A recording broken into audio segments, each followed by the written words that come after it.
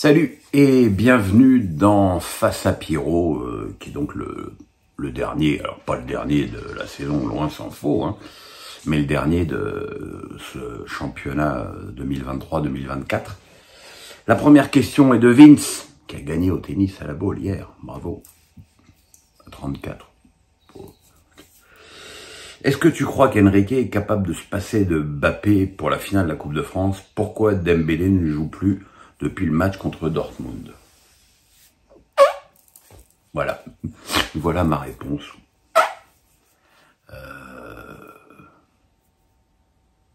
Il y a quelque chose, enfin, je parle à titre personnel, il y a quelque chose d'assez insupportable dans cette rotation permanente et cette improvisation permanente d'Enrique. Je trouve que ça a bon dos de dire qu'on prépare la saison prochaine. Tout ce que je vois, c'est que, à part le fait effectivement que Enrique envisage de faire la finale de la Coupe de France sans Mbappé, ce qui est une possibilité qui n'est pas à exclure avec ce mec, je pense que faire 15 jours sans match à un joueur à cette période de l'année me paraît extrêmement risqué. J'allais dire, ça va casser le rythme, vu le rythme de Mbappé depuis l'annonce de son départ en interne, ça va pas casser grand-chose. Mais voilà, quoi, à ce niveau-là, il me tarde que cette saison soit terminée parce que je supporte plus ces faux suspens et cette guéguerre psychologique qui nuit clairement aux joueurs. Et quand je dis aux joueurs, je dis aux joueurs au pluriel. Pascal me demande, quel bilan tirez-vous de cette saison à 18 clubs? Comment trouvez-vous le niveau? Je dirais que le niveau était assez moyen, avec surtout, on le voit avec mes pronos légendaires, une incapacité de quasiment toutes les équipes à avoir une quelconque régularité au niveau des résultats, ce qui fait de ce championnat quelque chose d'impronosticable en permanence.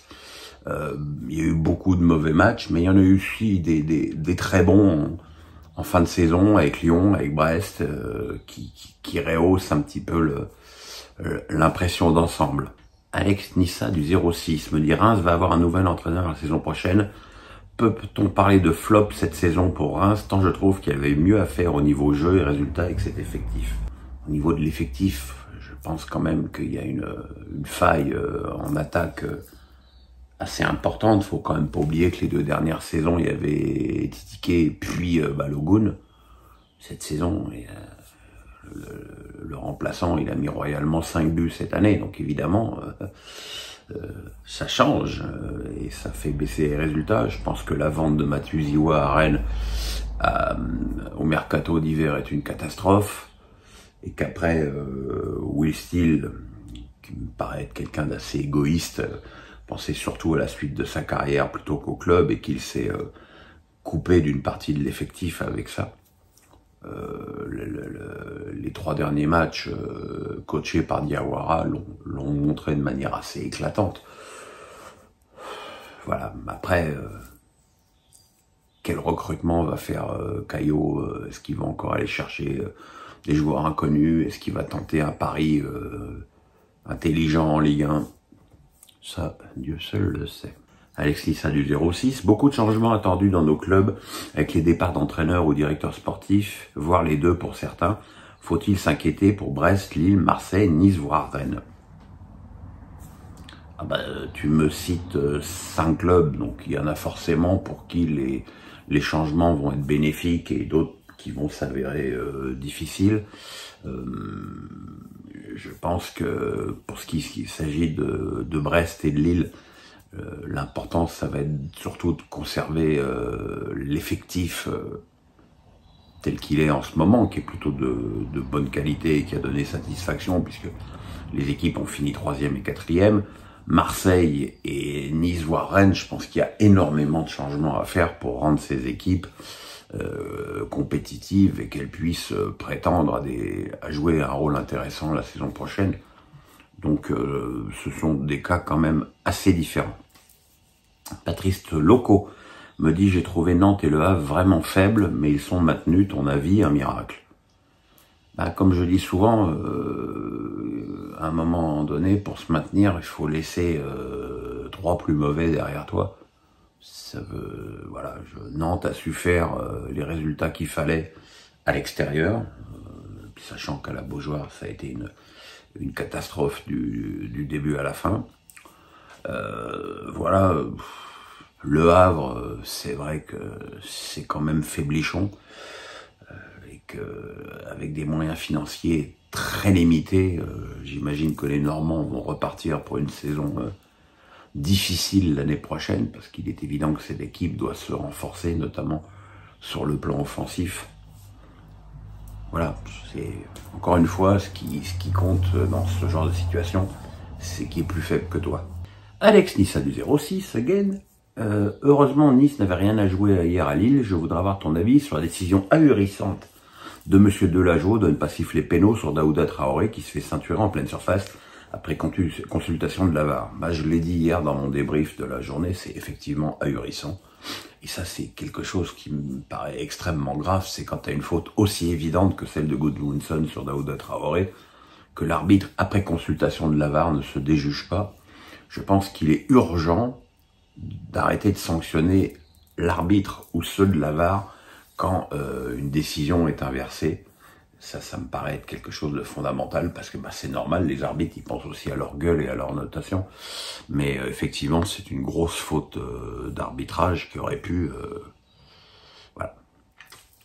Vince me dit: est-ce que tu aimes regarder les matchs de foot avec des amis et ta femme? Alors avec ma femme, tu peux oublier, hein, elle regarde jamais un match de foot. Le dernier match de foot qu'elle a regardé avec moi, c'est la finale de la Coupe du Monde.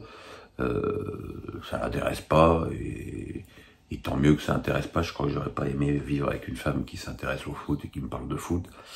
Regarder les matchs avec des amis, ça peut m'arriver, mais c'est assez rare.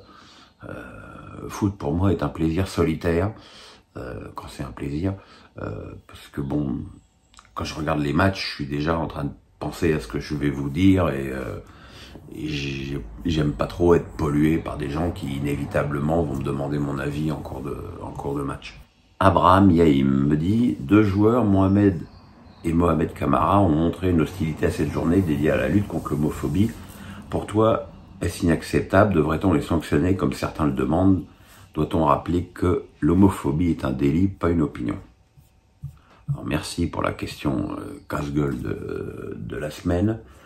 Il faut savoir quand même que la Ligue a fait, je dirais, un effort de discrétion, puisqu'on est passé du flocage des numéros et des noms en arc-en-ciel à un simple badge sur le côté. Moi, je trouve ça, à titre personnel, insuffisant pour refuser de jouer comme l'a fait Mostafa Mohamed. Alors, il paraît qu'il y a des menaces sur sa famille en Égypte. J'ai envie de dire, si c'est le cas, c'est encore plus grave. Quant à Kamara, lui, il n'a pas participé à la photo avec le panneau.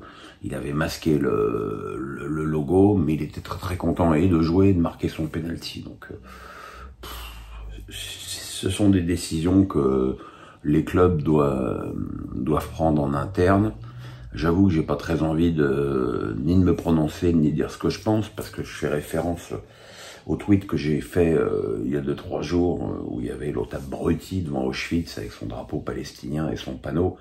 Et j'ai dit que j'avais envie de vomir. Et évidemment, je me suis pris un shitstorm magnifique, avec les mecs qui me disent et les enfants palestiniens qui meurent, ça te fait pas vomir? Déjà, j'ai jamais dit que ça me faisait pas vomir. Bien évidemment que je regrette toutes les morts innocentes des deux côtés, parce qu'il faut pas oublier qu'Israël est quand même régulièrement bombardé aussi par le Hezbollah. Voilà, moi mais encore une fois, aller se mettre devant Auschwitz avec un panneau, reprocher ce qui se passe en Palestine à des gens qui sont morts, exterminés, alors que l'État d'Israël n'existait même pas, Je trouve ça non seulement scandaleux, mais en plus, je trouve ça très con. Voilà.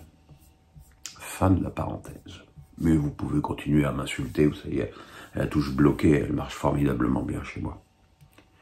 Alexis06 me dit ton avis sur la non-attribution d'une wildcard à Roland-Garros pour Dominique Thiem qui a annoncé sa retraite cette année et qui a tant brillé par le passé à Roland.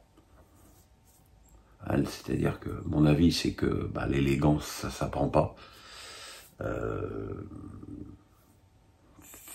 Privilégier des joueurs français qui sont au-delà de la 20e place mondiale et ne pas donner une wildcard à un joueur qui a été quand même qui a fait quand même, il me semble, 2 finales de Roland et qui a été magique. Voilà, c'est une insulte à l'histoire. C'est comme si on disait à Nadal, t'es gentil Rafa, mais t'es 600e à l'ATP, tu vas faire les qualifs. Un peu d'élégance, ça n'a jamais tué personne. Alex Nissa du 06, très en forme. Farioli va probablement quitter Nice. Bruno Genesio est pressenti pour le remplacer. Ton avis là-dessus? J'adore Bruno Genesio. C'est quelqu'un de gentil, de sympathique, de calme, de compétent, qui a des bons résultats. Il a eu des bons résultats, quoi qu'on veuille bien en dire, à Lyon. Il a eu des bons résultats à Rennes. Et son successeur a démontré que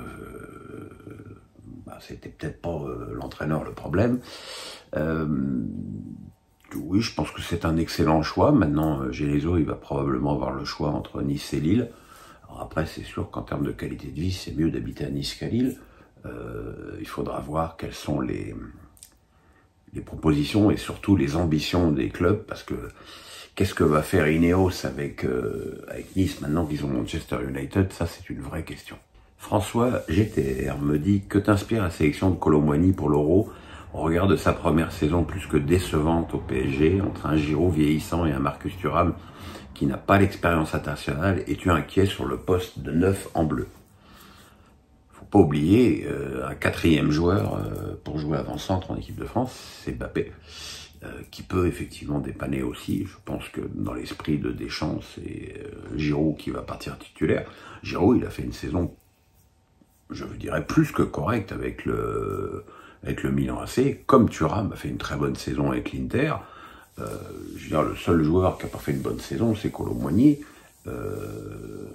D'autant plus que les derniers matchs méchouis du PSG, Enrique n'a pas été foutu de le mettre titulaire une fois.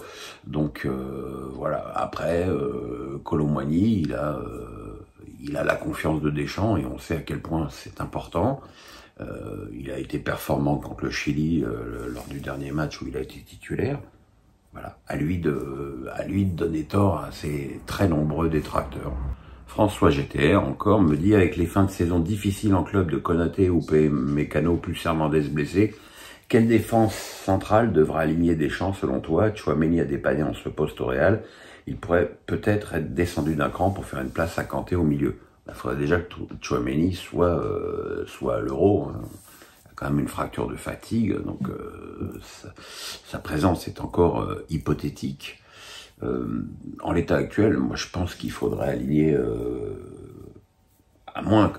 Faut pas oublier qu'il va y avoir une préparation, des entraînements, que contrairement à la Coupe du Monde où les Bleus avaient été réunis une semaine avant le tournoi, là les Bleus vont avoir 2 matchs amicaux, ils vont avoir des sessions d'entraînement, ça va permettre de retaper plein de joueurs sur le plan physique et sur le plan psychologique. Je pense aussi à Mbappé ou à Kolo Muani. En l'état actuel des choses, je pense que Pavard, Saliba serait une charnière intéressante, à condition que Saliba se mette en sélection au niveau qu'il a avec Arsenal, ce qui pour l'instant, malheureusement, est loin d'être le cas.